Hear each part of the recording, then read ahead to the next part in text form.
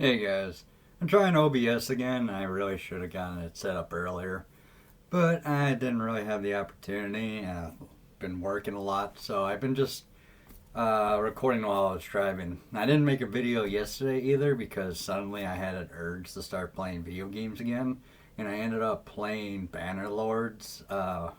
What is it? War Sales. It's really fun. Although I went kind of crazy with it because I had to do a lot of mod fixing. Because before I was just using Steam mods, and then I realized that, oh, you can use Vortex for it, which is so much worse because once you start getting like 60 mods in those games, they start crashing, and then you have to like disable them one by one until you figure out what's causing the problem. There's always been so many like error issues with Bannerlords to begin with, and once you start throwing mods on top of it, it's really bad. Anyways, I think I figured out the issue with the last time I used OBS because people were saying there was an echo, and I think it was because my desktop and my microphone were both actually recording my audio, so that's why it sounded like it was double. Also, this room is not soundproof, so that's a big part of it.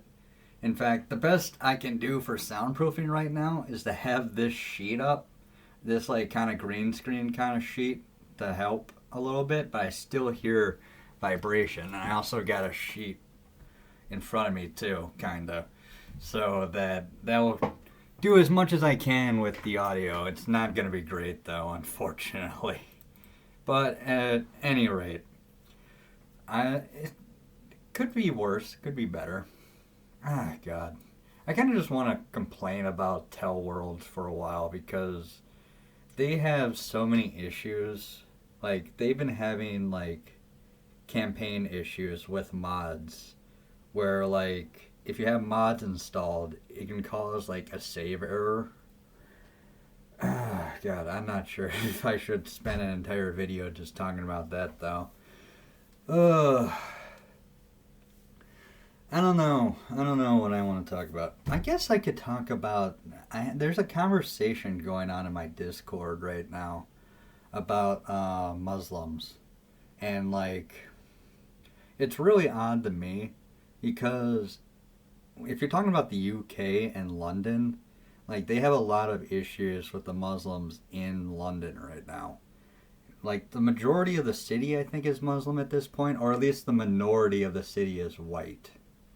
Like white people are in the minority, and they've been having a lot of problems with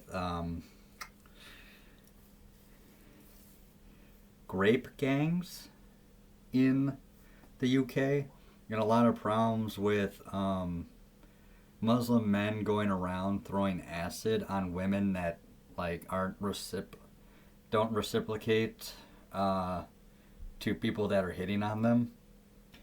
Like they'll have if a woman rejects somebody in London, and usually a Muslim man, they have to go and redeem their honor, and a lot of them do that by throwing acid and permanently scarring the faces of the women that rejected them.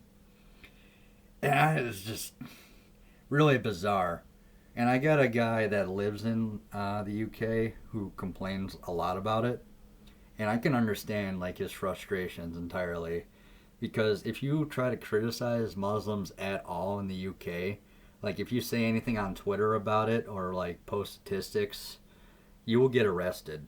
And the United Kingdom police are absolutely awful, especially the police in London.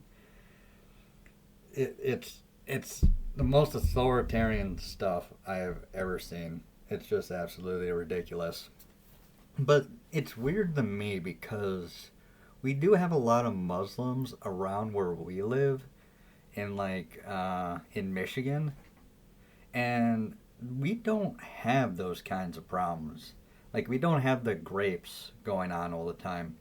Now we did have people who protested for Palestine, but we also have a group of people who don't like Muslims who don't like Rashida Tlaib or Ilhan Omar around here either. Like, we have Muslims that outright think that they don't represent the Muslim community. And then compare that to, like, how Muslims are in New York City and in Minnesota, and it's completely different. It could just be where the people are from, but the ones in Minnesota are often from Somalia, and a lot of those people are coming here and making up fake children in order to get benefits. And they get that money and they send it to terror organizations over in the Middle East. And that's what the big scandal is right now in Minnesota, is that a lot of this like welfare money was being sent to people who don't exist. It was like people were claiming they had a child when they didn't, and they were getting free money, and then they were sending that over to terror organizations in the Middle East. And again, we don't have those in Michigan, and it just doesn't exist. It's just probably because we don't have a welfare system like that that's so easily exploitable. Maybe it's just that we're a purple state and we just don't tolerate that kind of nonsense. In fact, we had an issue around here where like feds were going after like innocent Muslims and trying to get them to do a terrorism. And there was a guy a few years back, and he was like a pizza delivery guy, and a Fed pretended to be a Muslim girl and tried to convince him to commit a terrorism. And he said that he would do it, but he was just trying to impress her. And then after a while, he's like, "No, I'm not doing it. I'm not going to hurt myself. I mean, I'm not going to hurt other people. I'm just going to take the gun and I'm going to, you know." And that's what he said he was going to do. And that's when the FBI acted. And then they said, "Oh, you have an illegal gun. You were talking about committing a terrorism." But the guy said he was just depressed. And, like, he said, "No, I'm not going to do that." Like, he was telling this girl that he wouldn't go and do a terrorism. And she was trying to convince him to go do one so that the FBI had somebody they can go arrest and be like, "See, we're doing something. We're stopping the war of terror at home." And this guy he didn't want to do it. And they got frustrated with him, so they wanted to hit him on a gun charge. And everyone was like, "Why are you convincing this like depressed, lonely guy to go do an act in our country? Like, what happens if he did it? What happens if he did it a day before he said he was going to do it, and you didn't stop him in time, and you're the one who convinced him to go do it?" You have to actually wonder, because that's actually a scary thought, because we have a lot of school shootings in America, and this Fed was trying to convince this kid, this like 19-year-old kid, to go commit a terrorism. Like, how many school shootings have we had where a Fed convinced that person to go do it? And like, we never found out about it because the FBI buried it so that they would never figure out that happened. It's just it's insane, absolutely insane. But yeah, we had Muslims here protest in support of Palestine, but we also had Muslims here that protested against the Muslim congresswomen who protested in support of Palestine. So I mean, and we don't have like all those grape gangs like they do in the UK. So I'm trying to tell my buddy here, it's like, it's not all Muslims, and it might be like certain sects of Muslims. Like, you would say, oh, there's the Shia Muslims and then there's the Sunni Muslims, and both of those have terrorist organizations in them. But there's like, 10 Shia sects, and then there's like 10 Sunni sects, and not every single sect produces terrorist. Because if you look at Turkey, for example, after the First World War, after the Ottoman Empire fell, a man named Ataturk, he named himself that, it means like the first Turk or something like that. He took over the country, And the Young Turks, not Cenk Uygur and his ilk, but like the original Young Turks, were based their government on the German government, and they wanted to expand the Ottoman Empire from basically, oh, it'd be like past Greece. Like they wanted to expand the Ottoman Empire into Romania and past India, basically. And they completely botched World War One, and they were all put to the sword for their many crimes. Ataturk then took over the country, and he chased out both the British and the Greeks out of Turkey, and then he formed the Turkish government and created the constitution. And then he also was one of the first like world leaders to legalize women's suffrage. So he gave women the right to vote, and he based his government on the French government, whereas the United States has the freedom of religion, the French government is kind of strange because they kind of have a freedom of or freedom from religion. And it's not like they ban religion or anything like that. They they let you have any religion you want, but they make separation of church and state, and they like increase the power of that to like the 11th level. Like you're not even allowed to wear religious symbols inside of their parliament. In fact, it wasn't until like 20 years ago or so, it might have been 30 years ago, where like a woman decided got elected to be a representative, and she went into their parliament with like a hijab, not like the full face covering, but just like the headpiece.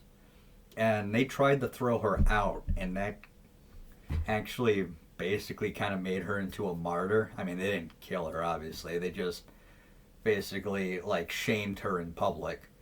And that made them like, why can't we be religious? So like the Islamist movement in Turkey is more about expressing religious beliefs at all if you serve in the government, which is a complete contrast to like the rest of the Middle East, where a lot of the Islamist movements are outright terrorist movements.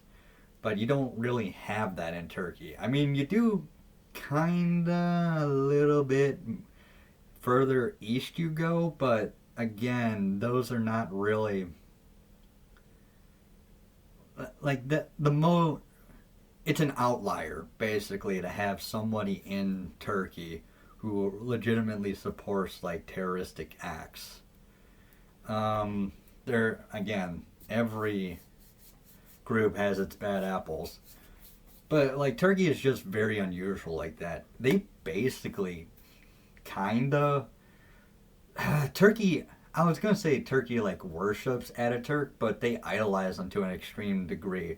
Like once a year, they have like 5 minutes of silence or 3 minutes of silence for Ataturk, and everyone basically has to get out of their car and stand at attention. And it's like, I mean, the United States government used to have the same thing where if you were a military personnel and they played taps and tams on the loudspeaker, it used to be that you had to get out of your car and stand at attention. And that would be every day. But now you don't have to do that. You can stay in your car now.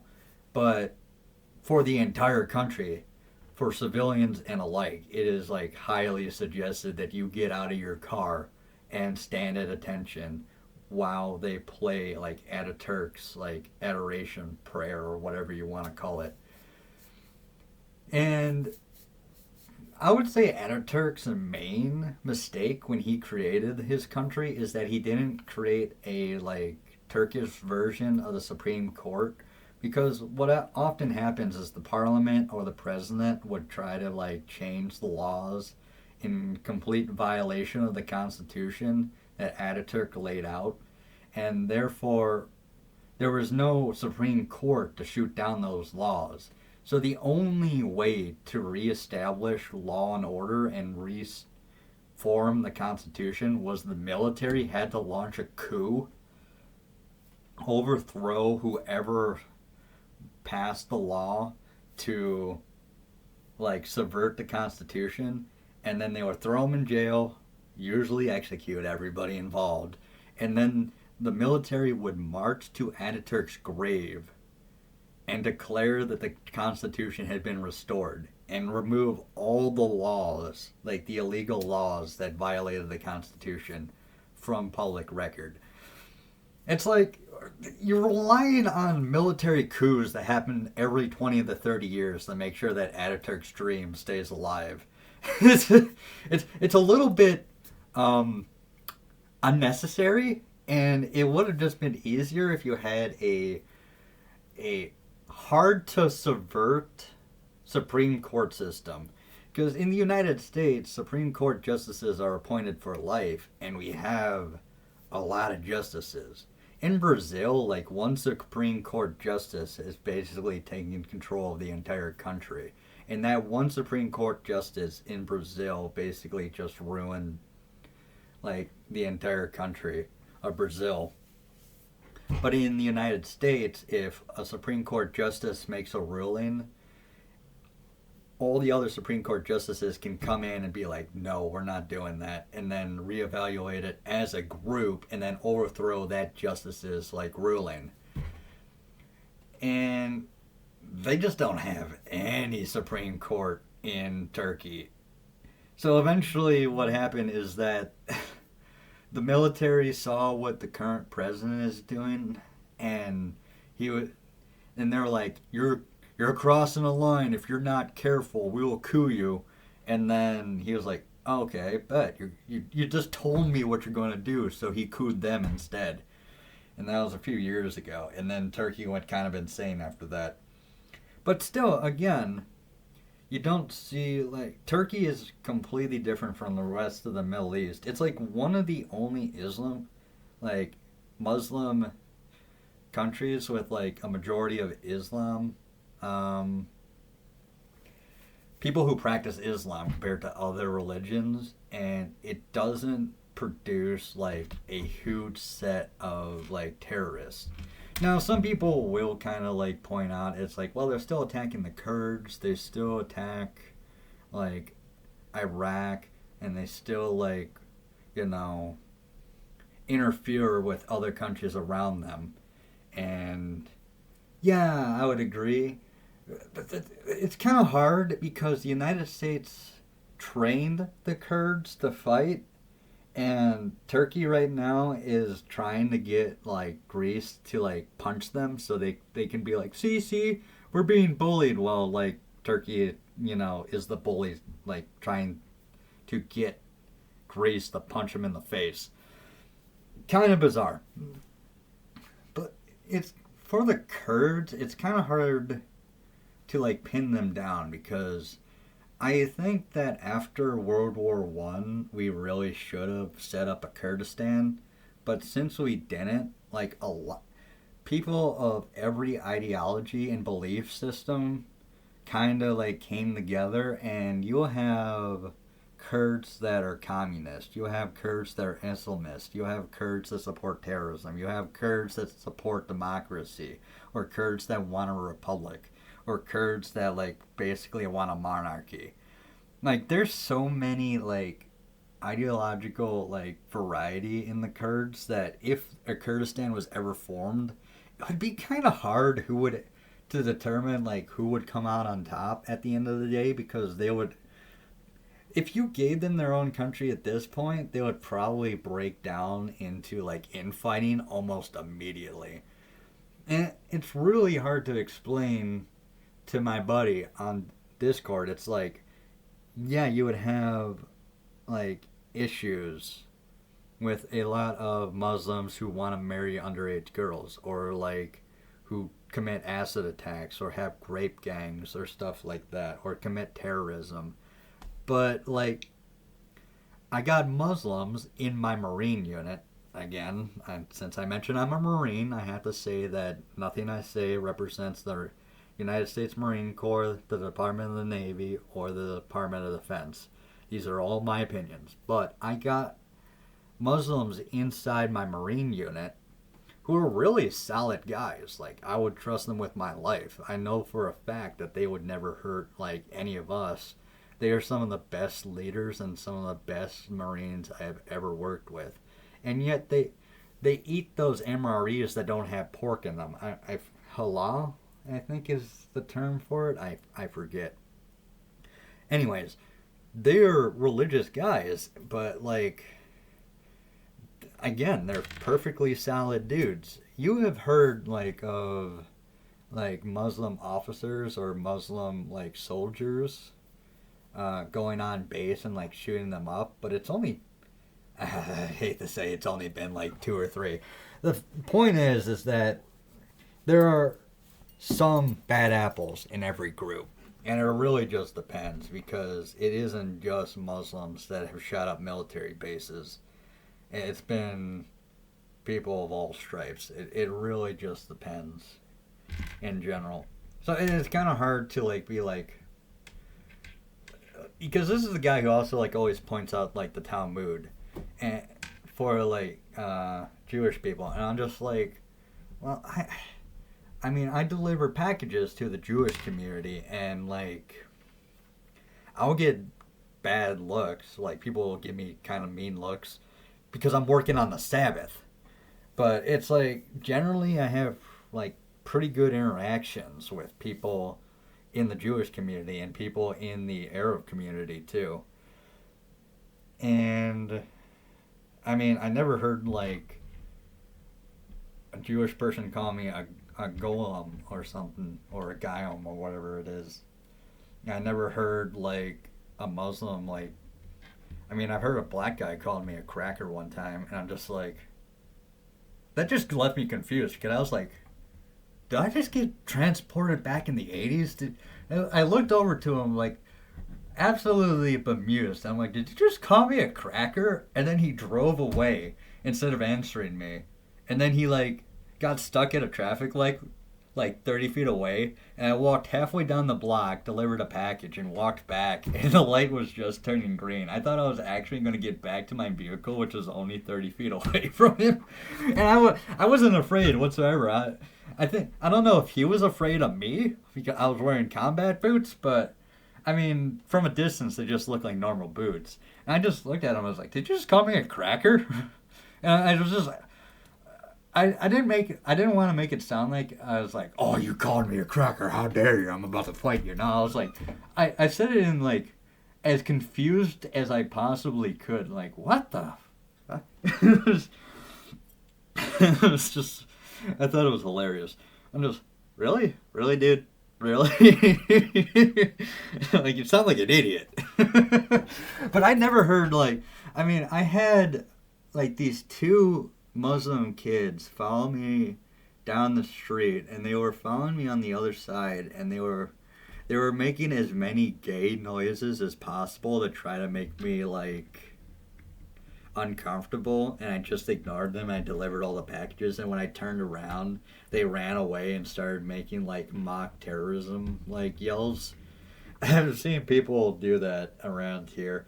There were these guys in high school that I got along with. There was one dude who like worked out all the time, and he was like, he wasn't a track star, but he worked hard. Like, he worked out like twice a day. He went to the gym, and then he went for a long run in the afternoon. He went to the gym in the morning, I think, and then he went for a long run in the afternoon. And my my cross country coach loved him, and he was a real cool guy, and he was Muslim.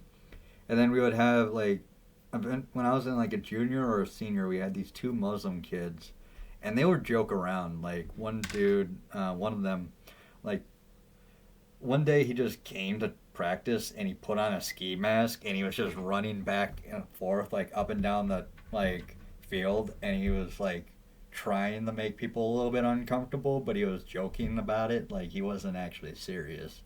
And he was a pretty cool dude. I thought he was hilarious, and he was making fun of the whole thing. It came off more as him making fun of himself and his people, as opposed to him actually trying to intimidate anybody.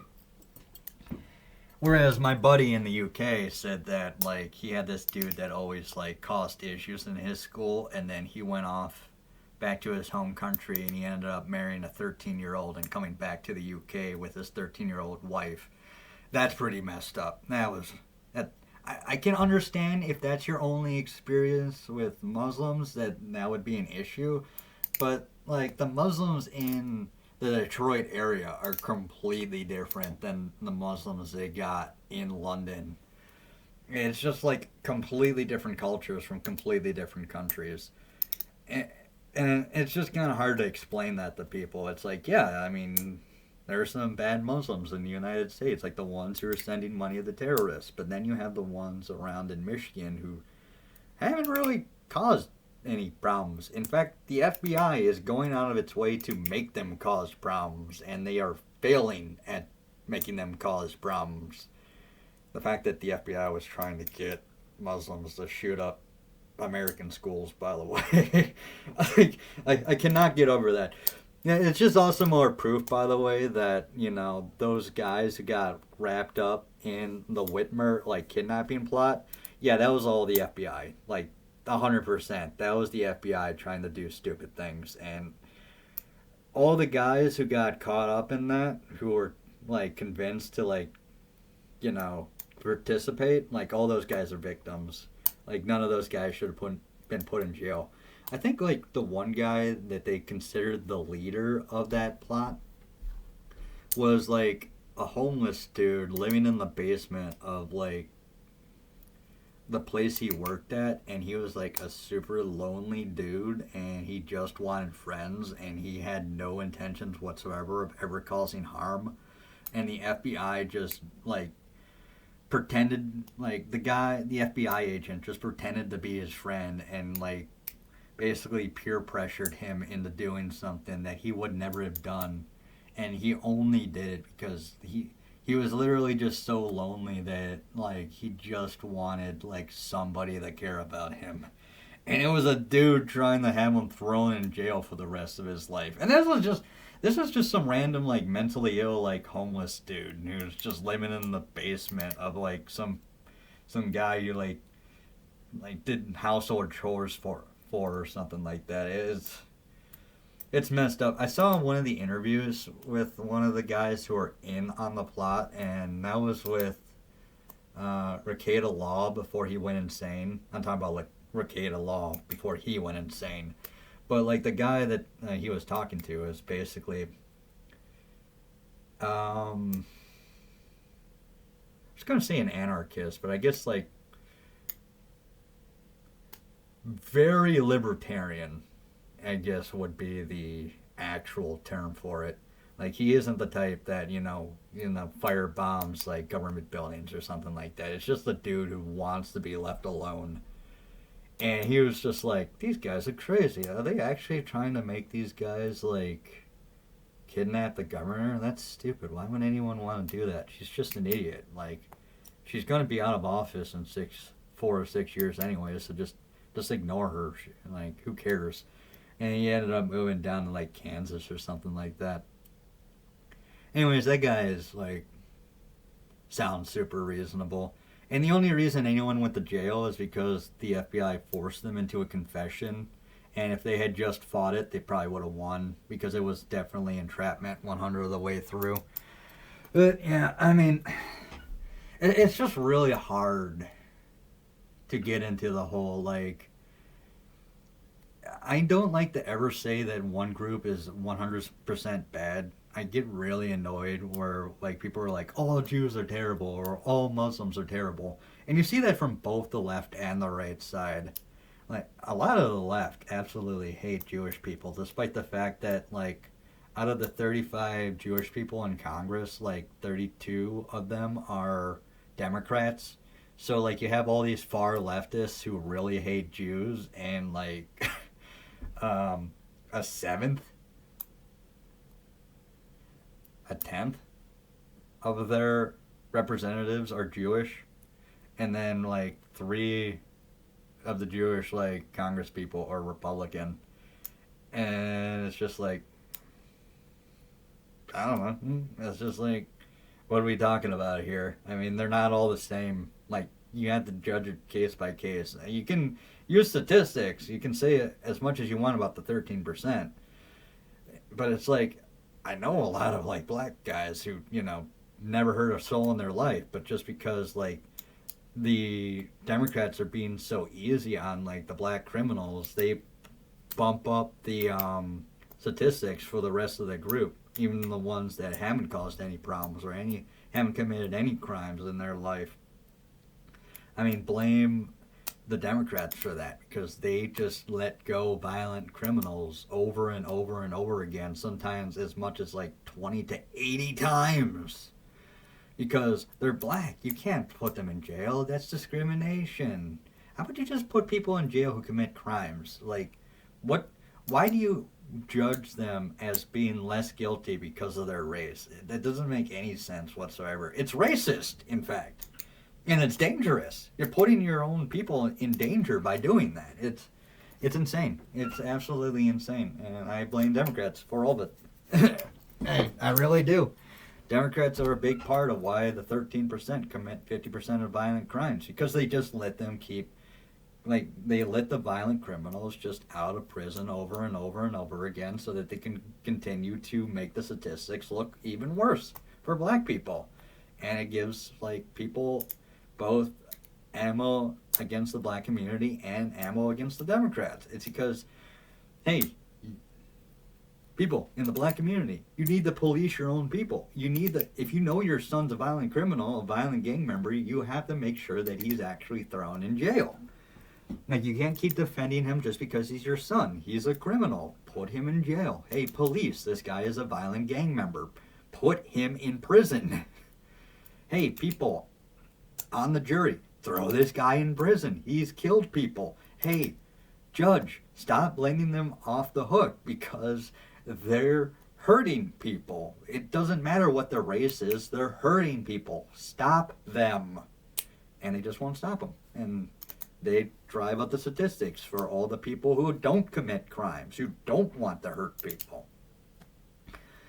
Communities have to police their own. And if they're not willing to do it, then that's their own fault. Like, I'm not going to say they deserve it, but I mean, you get what you pay for, I guess, Like, if you aren't willing to throw criminals in jail, they're just going to keep committing violent crimes, and then when a black criminal has done 10 violent crimes and he gets let out every time, that makes it look like one out of every, like, 100 black people commit a violent crime when it's actually 1 out of 10,000 or whatever.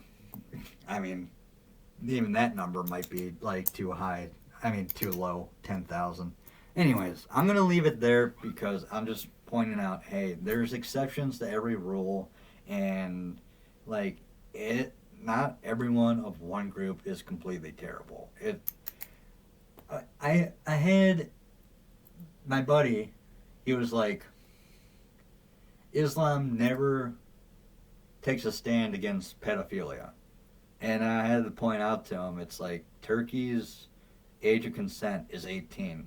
And in some very rare cases, you can get an exception for marriage where you can marry off 16-year-olds with parental permission. But in the United States, in some places, like Kansas and Hawaii, you can marry off 15-year-olds. So Turkey is actually better than some states in the Union when it comes to preventing pedophilia like that.